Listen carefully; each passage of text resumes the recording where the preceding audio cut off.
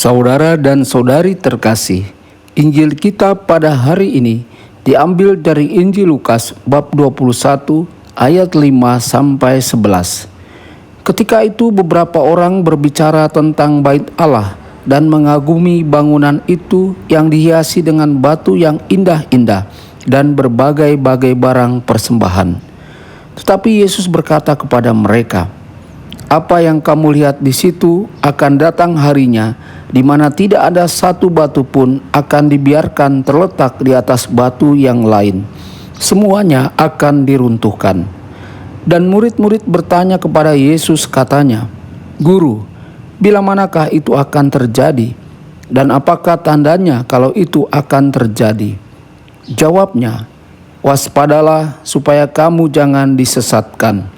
Sebab banyak orang akan datang dengan memakai namaku dan berkata, 'Akulah dia,' dan saatnya sudah dekat.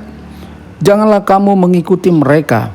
Dan apabila kamu mendengar tentang peperangan dan pemberontakan, janganlah kamu terkejut, sebab semuanya itu harus terjadi dahulu. Tetapi itu tidak berarti kesudahannya akan datang segera." Ia berkata kepada mereka, "Bangsa akan bangkit melawan bangsa, dan kerajaan melawan kerajaan, dan akan terjadi gempa bumi yang dahsyat, dan di berbagai tempat akan ada penyakit sampar dan kelaparan, dan akan terjadi juga hal-hal yang mengejutkan dan tanda-tanda yang dahsyat dari langit." Demikianlah sabda Tuhan. Terpujilah Kristus.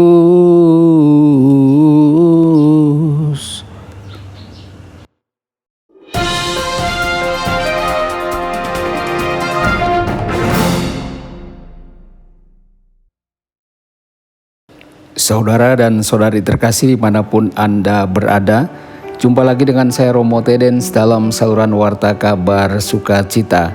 Semoga Anda semua dimanapun berada tetap dalam keadaan sehat dan senantiasa bahagia.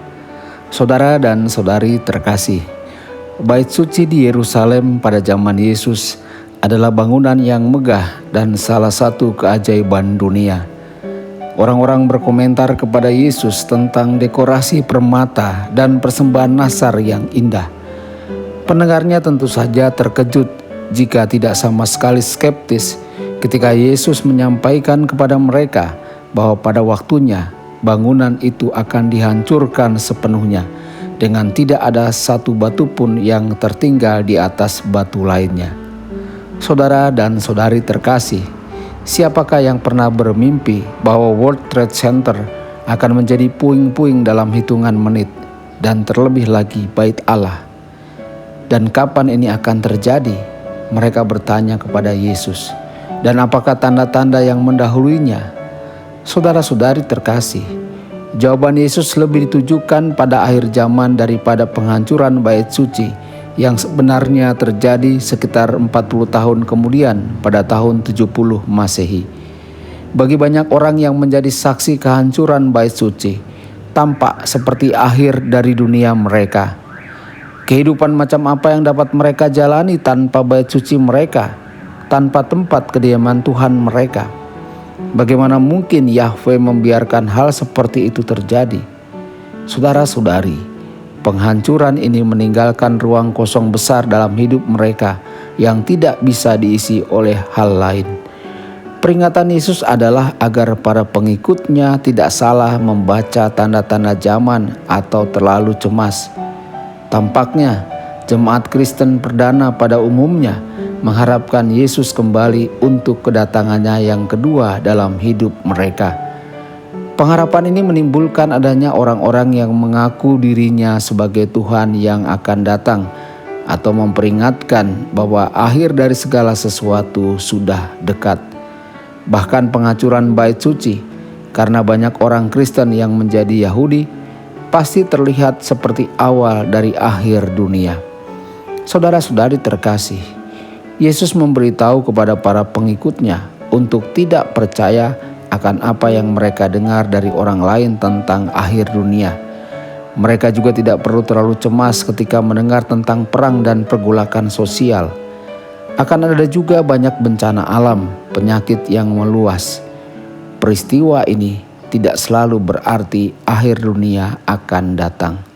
Saudara-saudari, Yesus menghendaki diri kita untuk menjalani kehidupan setiap hari dengan penuh syukur dan membuatnya produktif untuk diri kita sendiri dan sesama kita. Tuhan Yesus memberkati dan menyertai Anda semua. Sabda Allah adalah kebenaran. Sabda Allah adalah kehidupan. Mari kita mencintainya, mari kita menghayatinya. Ya Tuhan yang ku muliakan, sabda